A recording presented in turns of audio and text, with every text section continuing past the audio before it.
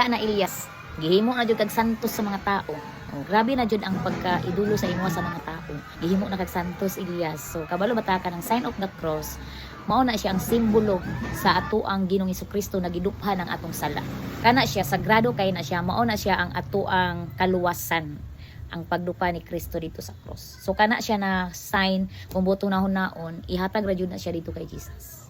Ihatag na dito ang pagyukbo, ang pagtahod sa tong Ginoong Hesukristo ra jud ug dili sa bisan kinsa niining kalibutan na. Ako'y challenge kay para kay Elias o i-try daw og kanang concert diha bahin sa Ginoo o si Jesus imong ipataas. Tan-aw nato kung kana ang mga tao diha sa nagaadto sa imong concert, muadto pa ba sa concert nimo about sa Ginoo. So diha nato makita kung unsa ang ilang giapas sa imuha. O, di ba? So, lang, challenge lang nako sa imong Elias, unta, matagad na mag-concert ka about sa mga Christian song about sa Ginoo. Daigo nimo ang Ginoo sa imong concert. O, mag-concert ka, kauban ang Ginoo. So, i-try ra gud.